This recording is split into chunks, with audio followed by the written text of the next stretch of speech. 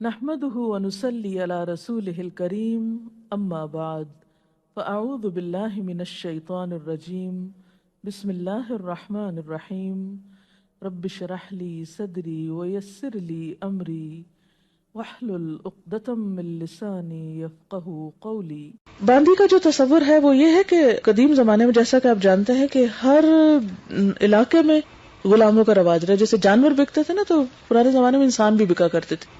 اسلام نے آ کر اس پر پابندی عائد کر دی اور اس کو کبیرہ گناہ قرار دیا گیا کہ انسانوں کی کوئی خرید و فروخت ہو۔ آج بھی آپ دیکھیں کتنی مہذب دنیا، لیکن کڈنیپنگ ہوتی ہے، بچوں کی خرید و فروخت کے سلسلے چھپ چھپا کے جاری رہتے ہیں، عورتوں کی خرید و فروخت ہوتی رہتی ہے۔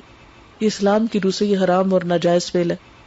پھر اس کے بعد یہ کہ اسلام نے اس کو ایک دم ختم نہیں کیا، اس کو حرام قرار دیا اور اس کے ساتھ ترغیب دی کہ جتنے بھی غلام پہلے سے ہیں ان کو آزاد کیا جائے۔ اس لیے آپ دیکھیں کہ کوئی بھی گناہ ہے اس کے کفارے میں پہلے غلاموں کا ذکر آتا ہے، غلام آزاد کرو، غلام آزاد کرو۔ اس میں ہم دیکھتے ہیں کہ حضرت ابوبکر صدیق رضی اللہ تعالیٰ عنہ کثرت سے غلام آزاد کراتے تھے، حضرت عثمان ہر جمعے کو غلام آزاد کرتے تھے، اللہ نے ان کو بہت مال دے رکھا تھا، اور اگر کسی جمعے کو ایک آزاد نہیں کر سکتے تھے تو آئندہ 2 بھی کر دیا کرتے تھے۔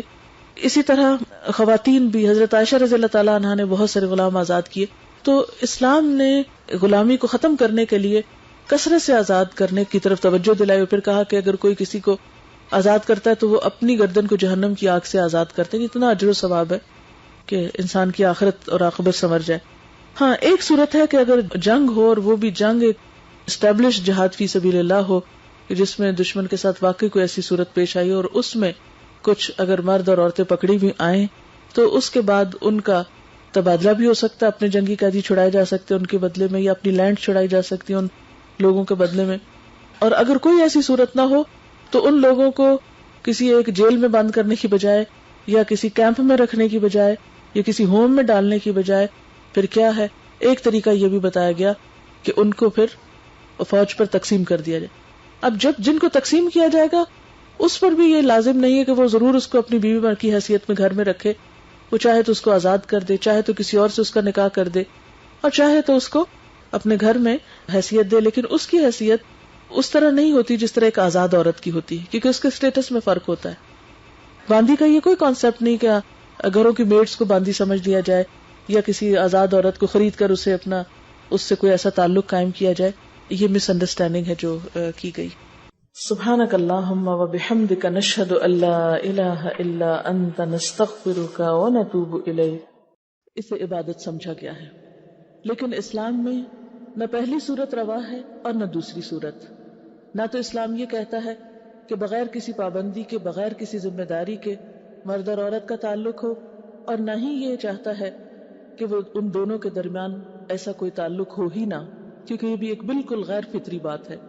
ان دونوں انتہاؤں کے درمیان میں اعتدال کا راستہ ہے، اور وہ اسلام کا راستہ ہے، اور وہ کیا ہے کہ مرد اور عورت کا باہم تعلق ایک قانون کے تحت حقوق اور فرائض کی ادائیگی کے ساتھ اور کچھ ذمہ داریوں کی ادائیگی کے ساتھ ہو۔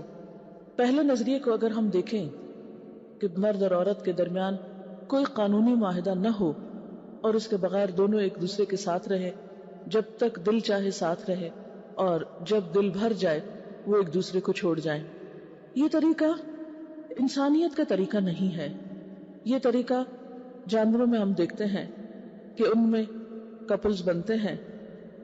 سبسکرائب کیجیے ہمارا چینل اور دبائیے اس بیل آئیکن کو تاکہ آپ کو ریگولر نوٹیفیکیشنز اور اپڈیٹس مل سکیں۔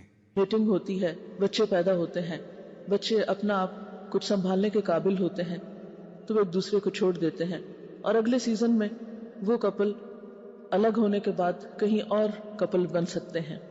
جانوروں میں تو یہ طریقہ ہو سکتا ہے لیکن انسانوں میں نہیں۔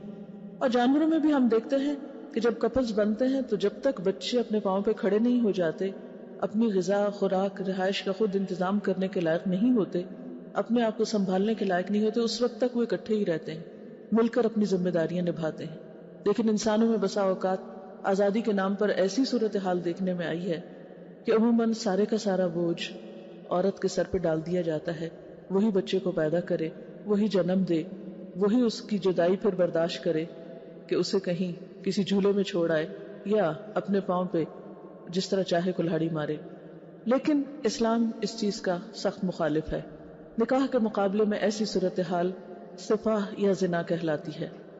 زنا اسلام میں حرام ہے، کبیرہ گناہوں میں سے ایک گناہ ہے. کیوں؟ اس لیے کہ نکاح کے بغیر جو تعلق باہم وجود میں آتا ہے اس میں کوئی بھی دوسرے کی پوری طرح ذمہ داری قبول نہیں کرتا. اس معاہدے کے اندر دو بڑے فریق ہیں، ایک طرف عورت ہے اور دوسری طرف مرد ہے. اسلام میں جب نکاح ہوتا ہے تو اس موقع پر اللہ تعالیٰ کو بھی گواہ بنایا جاتا ہے، اور گواہ بنا کر اس بات کا عہد کیا جاتا ہے کہ ہم ایک دوسرے کے حقوق و فرائض ادا کریں گے. اور اس کے ساتھ ساتھ بندوں کو بھی گواہ بنایا جاتا ہے، کیونکہ اسلام میں خفیہ نکاح نام کی کوئی چیز نہیں. اس کا اعلان کرنا پڑتا ہے، شادی کے موقع پر گواہ ہوتے ہیں، ولی ہوتا ہے.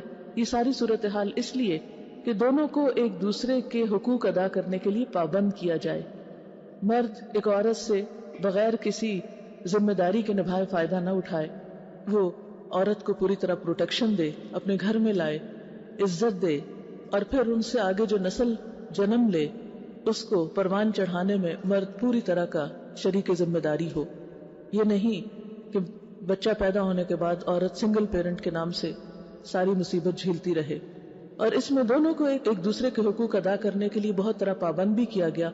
ہاں، ان سارے احکامات اور ہدایات کے باوجود اگر کوئی ان ذمہ داریوں کو نہیں نبھائے تو قیامت کے دن جیسا کہ آپ سب جانتے ہیں کہ اللہ تعالیٰ اپنے حقوق کی کمی بیشی کو تو معاف کر دیں گے، لیکن بندوں کا حق اگر کسی نے نہیں دیا، حقوق العباد میں کوئی کوتاہی کی، ایک دوسرے پر اگر کوئی زیادتی کی، ایک دوسرے کے ساتھ بے وفائی کی، یا ایک دوسرے پر ظلم و ستم ڈھایا، یا دوسرے کی ذمہ داری پوری نہیں کی، یا اس کو کسی بھی طرح ستایا، تو یہ وہ تمام